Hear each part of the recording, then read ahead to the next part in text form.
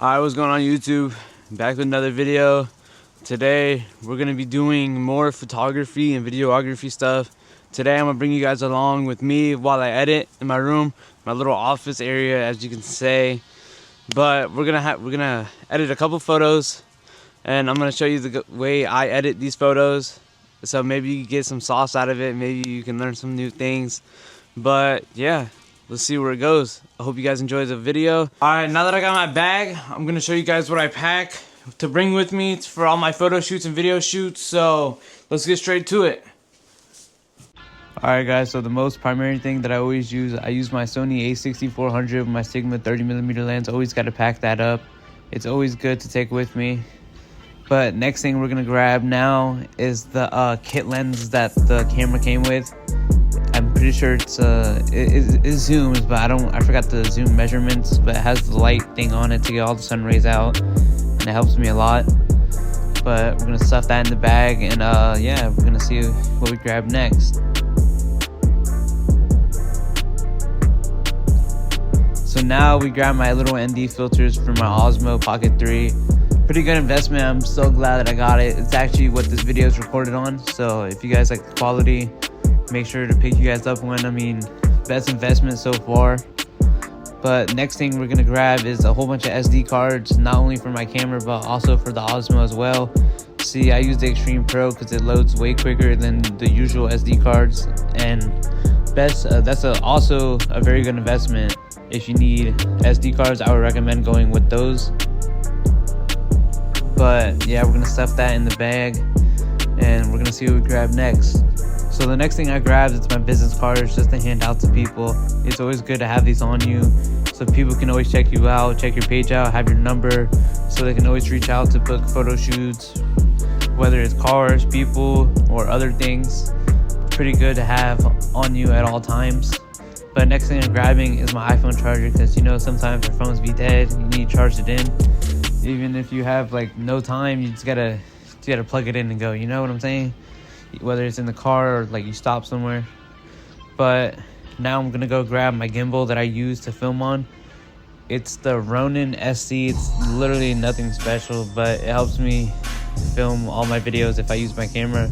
But most of the time, now that I got my Osmo, I use it to film my videos, which you see it on now. But yeah, it's a pretty good investment. But this is really all I pack in the bag, and I hope you guys enjoyed that little clip.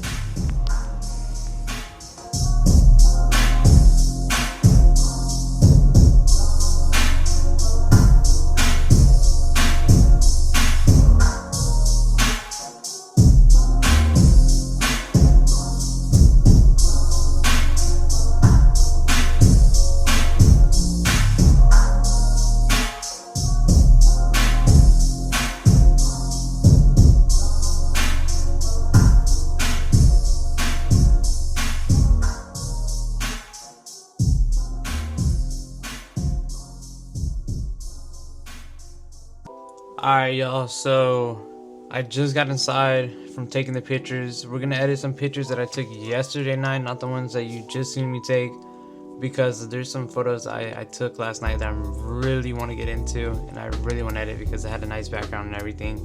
So let's get straight into that.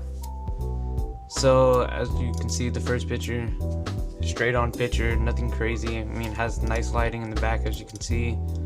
So my settings, I use ISO 100. I use my 30mm lens because like that's my Sigma lens that I always use. Then my f-stop is at 2.2. Then I shot at 1/100, which is a little different than what I usually shoot at. Usually I shoot at like 1/60, 1/80. But let's get into it. So first thing I'm gonna do, I'm gonna bring the exposure up a little bit. Contrast, I'm gonna bring up just a tiny bit, nothing too crazy. Highlights, I'm gonna bring down so I can see more of the sky, get more detail out of it. Shadows, I'm not gonna mess with that, any of that. Temperature, I'm gonna bring temperature up since it is warm, as you can see. It has the sun coming through the back, because if you put blue, it's gonna look too weird. So I'm gonna warm up the image just a bit. And then on the effects panel, I'm gonna drop my clarity down a little bit, and I'm gonna add some dehaze with the curve And with the curve menu, we're gonna do a little S curve that everyone does. Nothing too crazy because I don't want to destroy the blacks or anything. See how it's too dark right here? I'm probably gonna bring it up just a tiny bit. Then saturation, I'm gonna bring up just the red a little bit, nothing too crazy. Bring up the orange because the orange is popping in the sky. Yellow as well.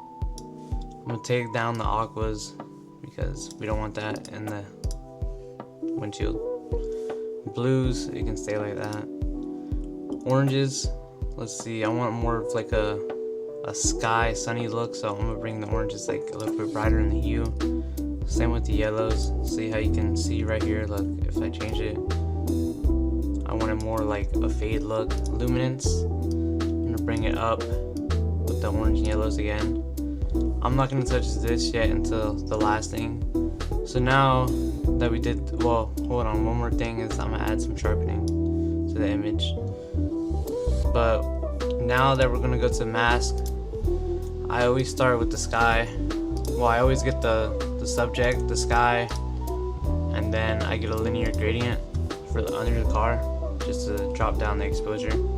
So you don't want nothing too crazy, so about like right there. But I'm gonna start with the sky on this. I'm gonna drop down the exposure. Nothing too crazy. That's all I do for that, and then maybe bring up some saturation, and then temperature I might add blue so you can see more blue into it. And then when you come here, I add clarity back and I add some dehaze so it gives it more of a popping look, as you can see. And then I might mess around with the S curve. Let's see what it does. I'll probably bring this down, give it probably a little S again. Yeah, just a tiny bit. See how the blue's coming in more?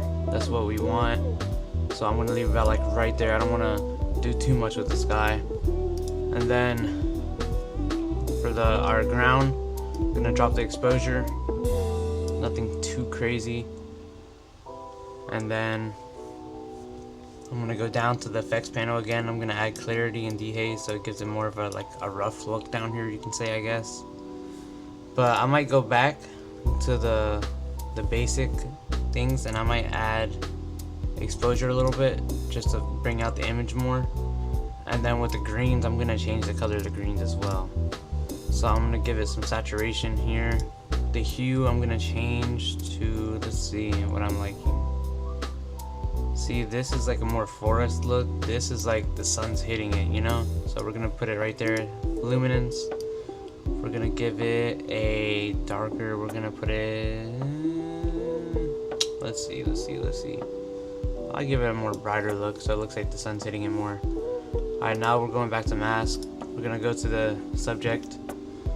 Gonna increase exposure. Nothing too crazy.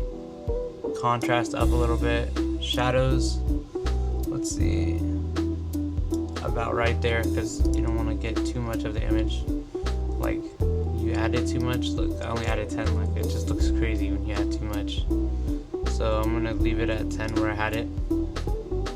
Blacks, let's see, if I up it a little bit, you can see more of like the shadow area right here. That's what we want. But a lot of people like, I don't know, different preferences in their photos. White, I'm gonna take it down just a tiny bit because it's still shining a lot. And then little S curve again. I'm gonna mess with the curves.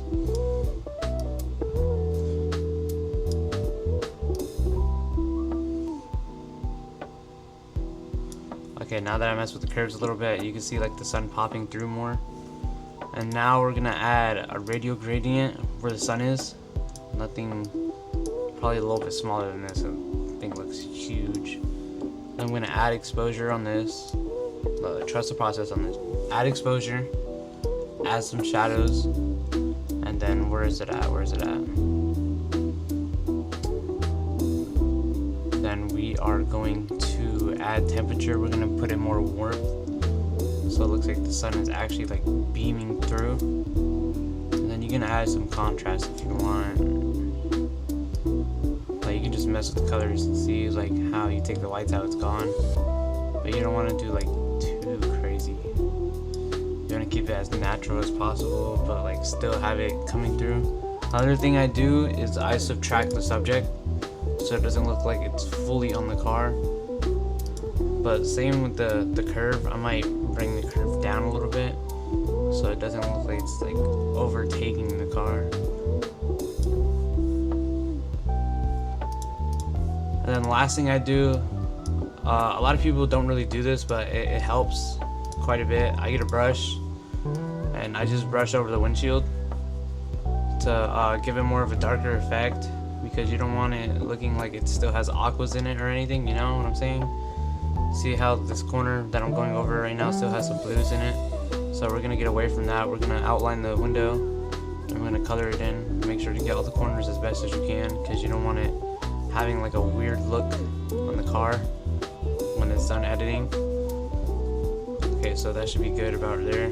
So then I'm gonna drop the exposure to where I think that should be good right there. Nothing too dark, but it'll still work. Then I'm gonna bring the saturation out so it doesn't look like it has any blues. Then when we go back out, look something like that. But that's it. That's how I edit my photos. I hope you guys enjoy it. I'm gonna be doing more stuff like this, so stay tuned. And yeah, catch me on the flip side.